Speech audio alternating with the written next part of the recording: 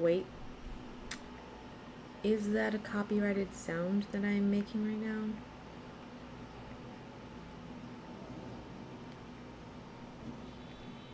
Is that copyrighted?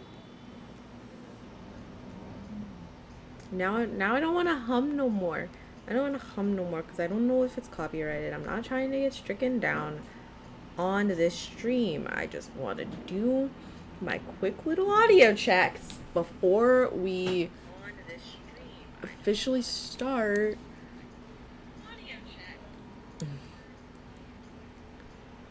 You know, I guess one could say whatever music is in the background is a little too quiet.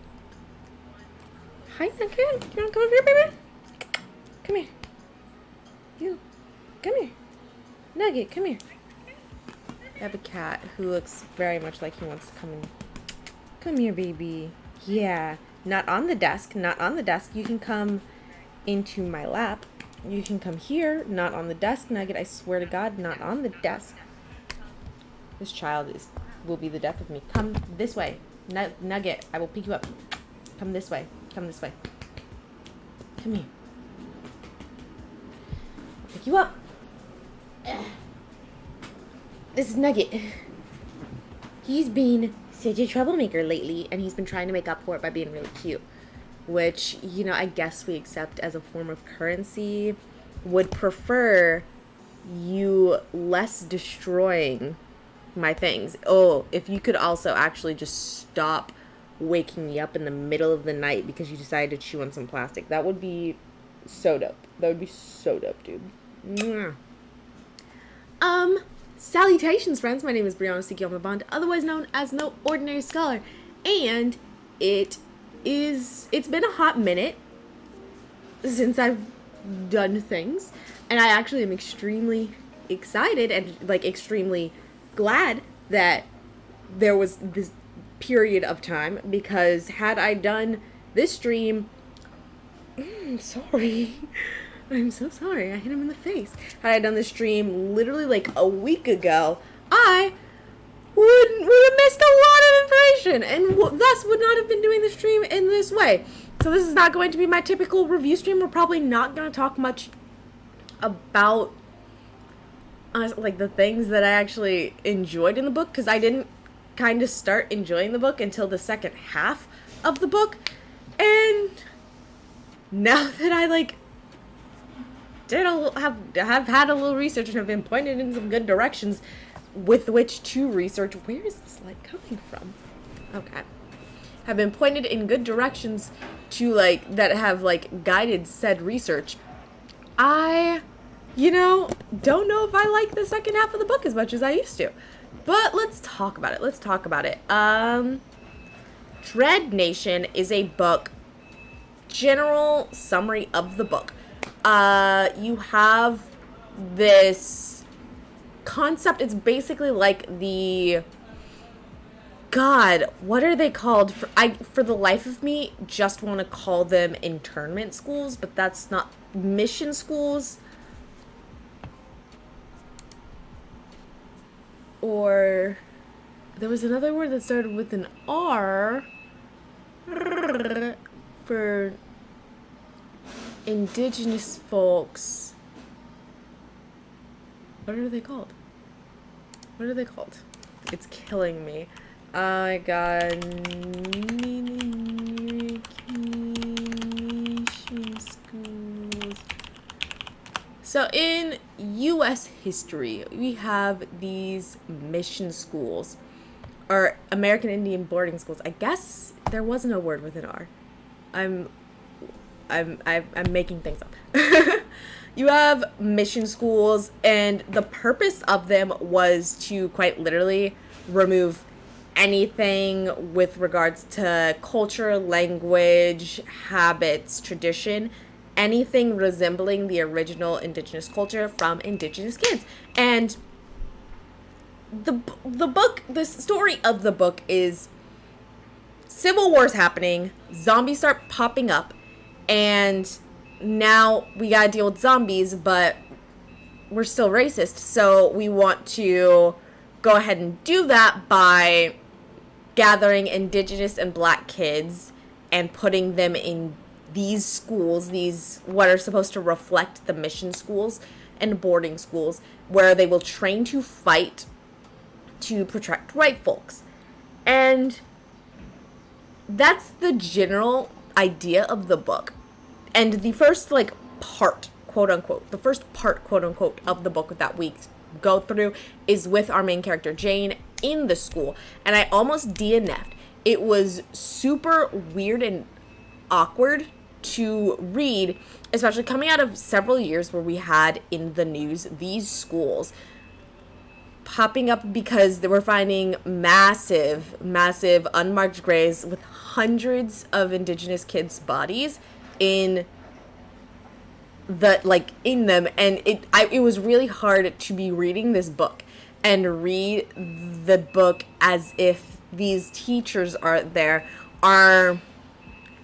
just strict but really well-meaning. And let's focus on the term well-meaning, because there was specifically, when reading up on this, read basically a Twitter thread by Debbie Reese, a Nambe Pueblo educator. There's a site that I linked in the description that kind of collects all of the tweets as well as adds in new information as she updated to this thread. And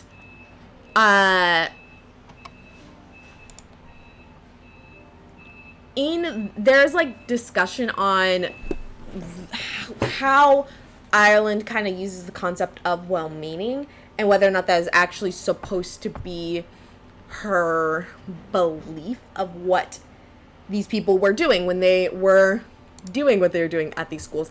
And there is debate on whether or not it was sarcastic. Apparently, if you read the audiobook, how she says the term in her author's note, she says something along the lines of the horrible things people can do, the horrible things well-meaning people can do. And it's not in quotes, it's not italicized, but when you have the audiobook, apparently the way she says it, it illustrates that she is being sarcastic. The thing that's weird for me is that in the book, the characters themselves were kind of described that way, in that I explicitly imagine all of these women in the school and all the teachers at the school would 100% are the type of women that people would excuse as a product of the times, because you're not really seeing them do anything particularly egregious that is an accurate reflection of what women of this time did, what white women of this time did. And so that was really weird for me, including, again, they are just training and learning at a school. They don't have great, fantastic, luxury food, but they're getting fed well. They are getting pretty decent amounts of sleep. They don't seem to have to do any real work outside of just training and learning whatever basic education they have them learn, which honestly I think is more than Black people at the time were given. And there is a point where we learn that there is this town out west that the mayor is trying to turn into this sanctuary city, and the school has been shipping off Black girls there to act as soldiers and protect the city, though the city is just not really trying to protect itself, and this town treats the Black people there like trash. And that's supposed to be this big she's actually the principal, at least one of their teachers, is still wholly supposed to be a good person, and it's supposed to be this psych, the principal and the teacher that we didn't like are actually really bad people. But what's with the ruse? I don't get the ruse of it all. That feels so out of place in a society that absolutely would not have given half a fucking shit if they had actually and actively been whipping these girls whilst at the school whenever they were misbehaving. The fact that they allowed Jane to have, like, all of these, like, she is, like, regularly misbehaving and acting out of character and independent and whatnot, like you would see a typical, like, young girl act in a YA story. And, like, no, they would not have tolerance for that.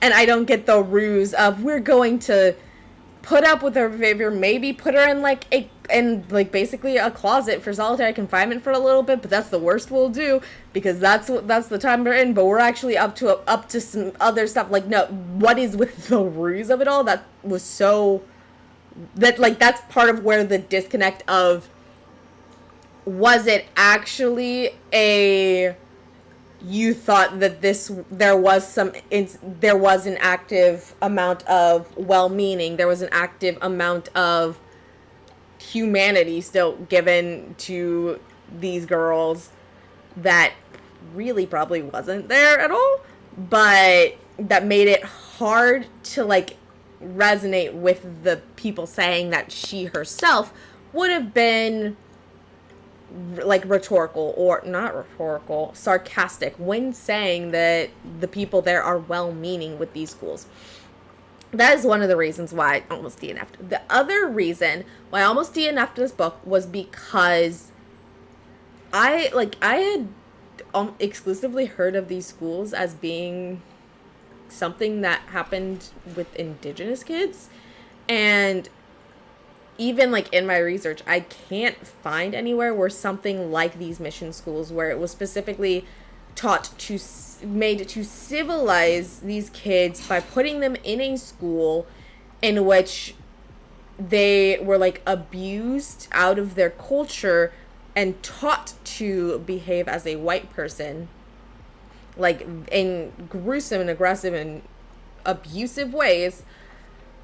That's, like, this particular situation, as far as I've seen, has only been something directed at Indigenous kids, so it felt really weird to take that and then focus it on Black people, which we'll get back into. But as I was reading, we kind of got to the point where we shifted away from the actual school, and I, as someone that did not grow up with Indigenous culture, Indigenous community, and Indigenous history outside of the white lens, I did not question those things more and was able to just kind of move on after we left the school, which, you know, had an impact on whether or not I was able to, like, get along with the rest of the school. And I was taught a lot of U.S. fucking history and a lot of world history in a way that led me the ability to give more of a benefit of the doubt than white people across history deserve.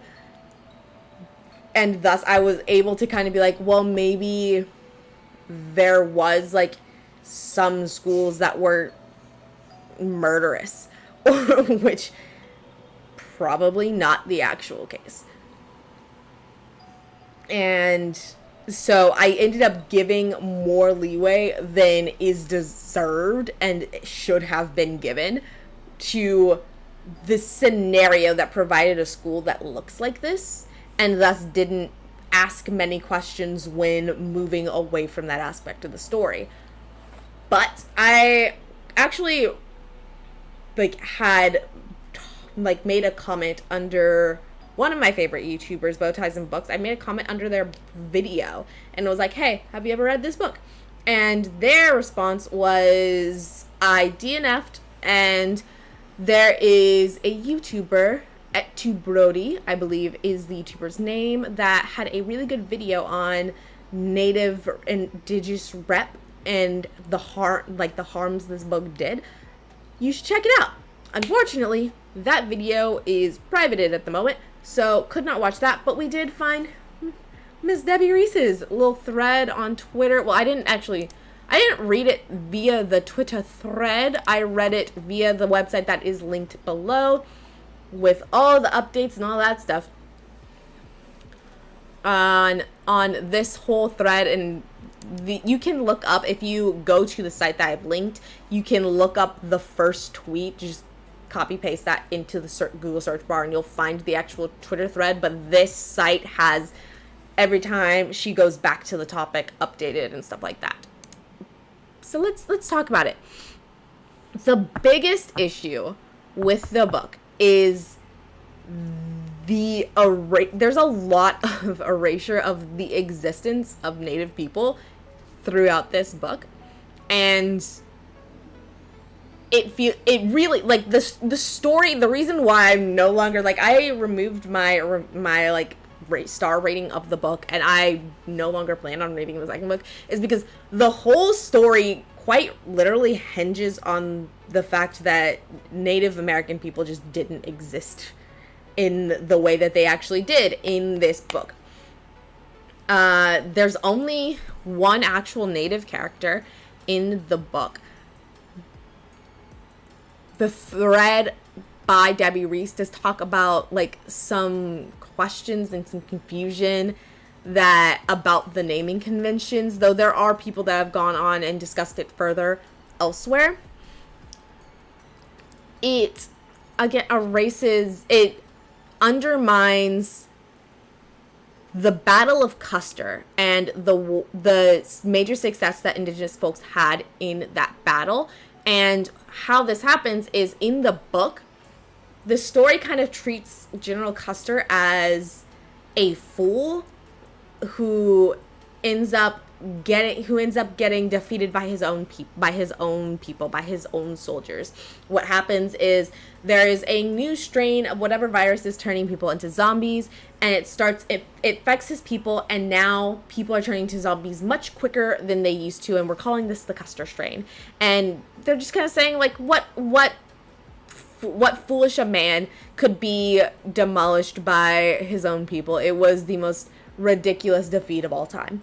But that does undermine the efforts and the lives lost by the Indigenous people that actually, like, did make that historic battle win. It's also ignoring the war that the U.S. was having with Indigenous tribes at the time. Specifically, there is, like, as you see,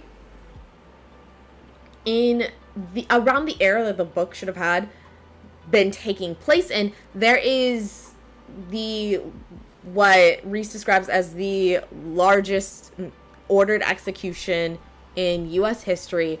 Abraham Lincoln, good old Abe, he orders the execution of, I believe it's 305 Indigenous people in 1862. I believe it's December 31st of 1862.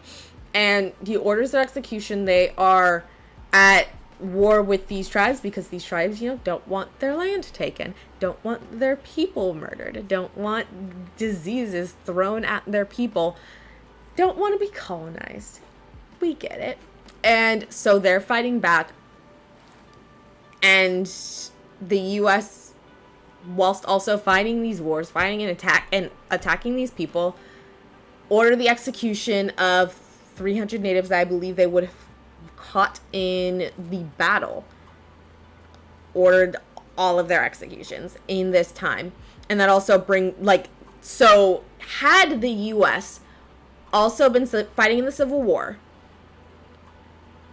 been fighting actively against indigenous tribes around the country, and now also have to fight a disease that turns the dead bodies into zombies, and particularly infects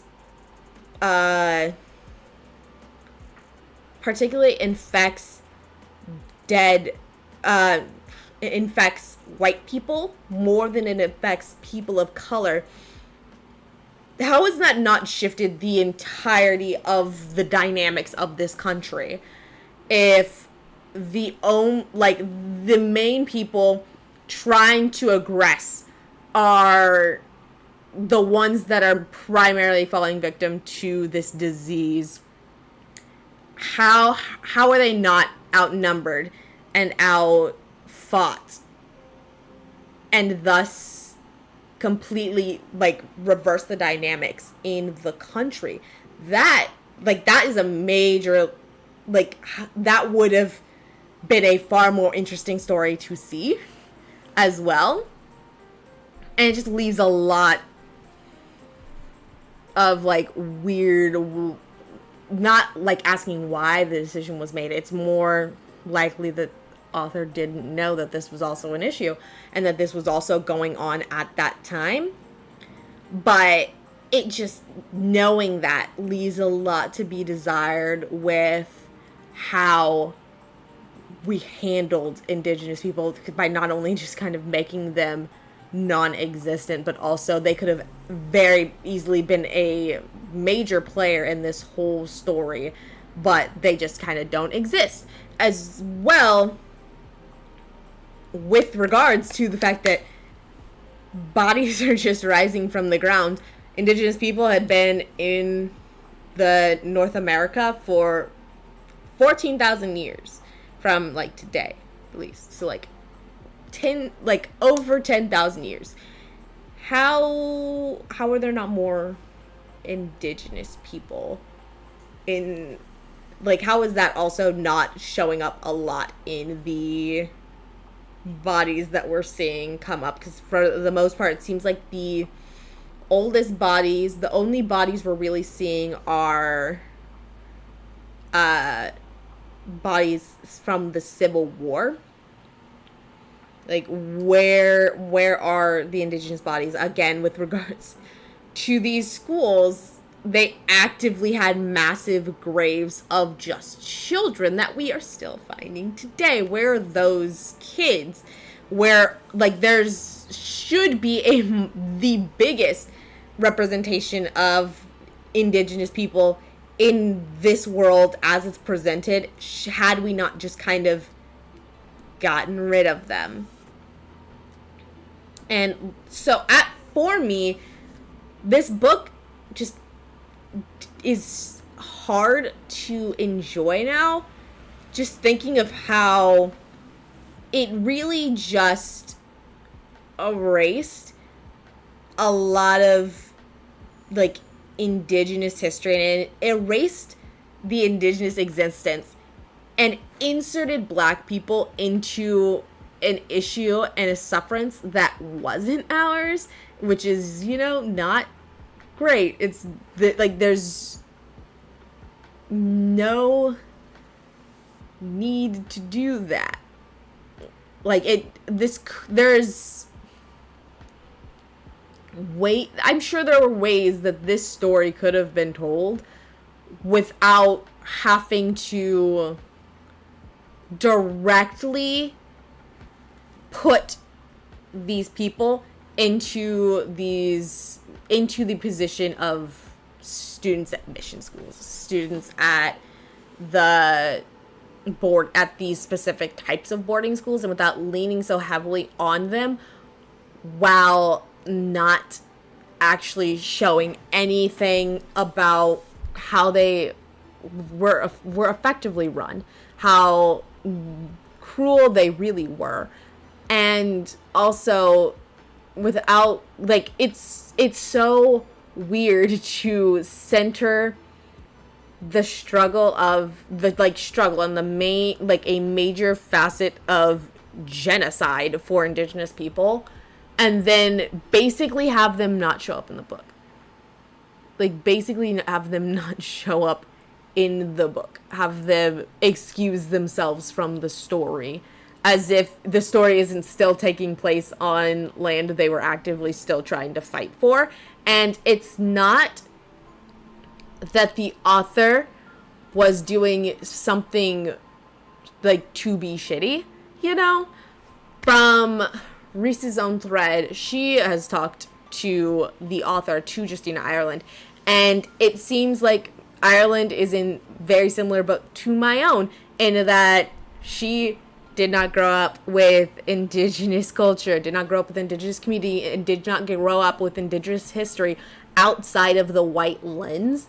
And so her education on it seemed to be extremely watered down, seem to be very palatable, particularly for white people, so they don't feel that good old guilt at realizing that your ancestors are trash.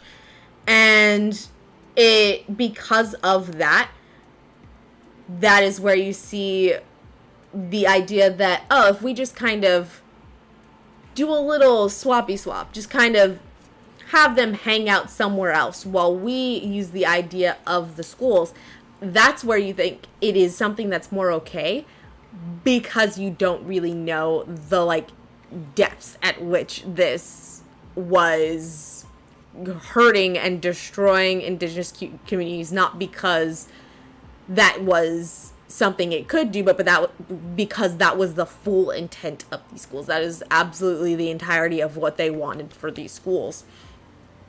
And so I am, like, now in a place where I just, like, none of the other aspects of the book that I liked are kind of worth the like way the harms that the book has, as well as just the way the book itself does not seem to appropriately, like, reflect or understand the history that it is talking about and the history that it is focused on.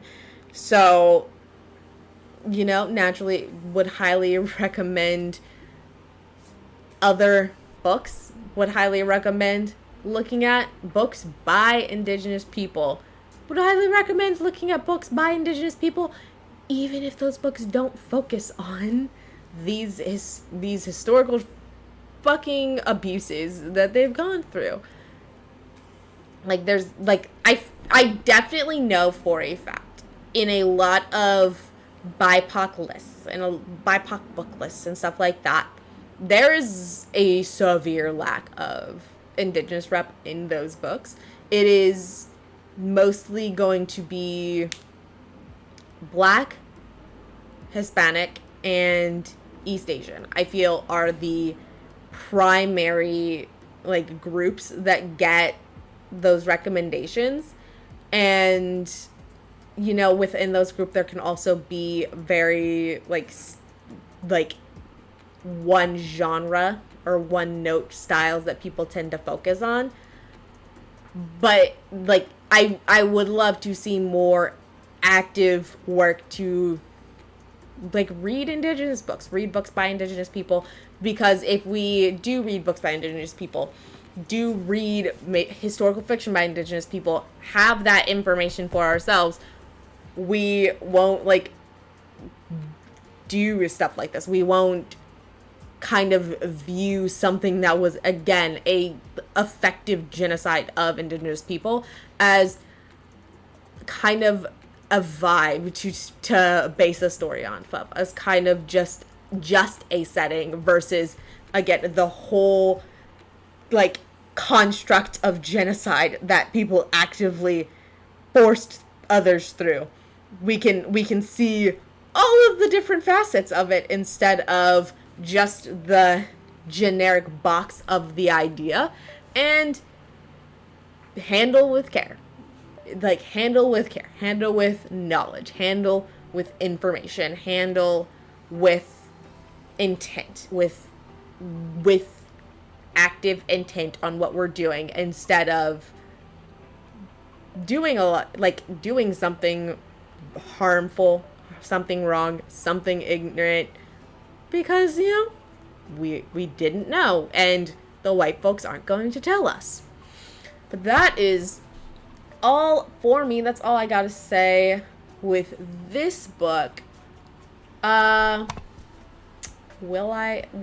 may or may not have a stream for you next week. We may or may not have a stream for you next week.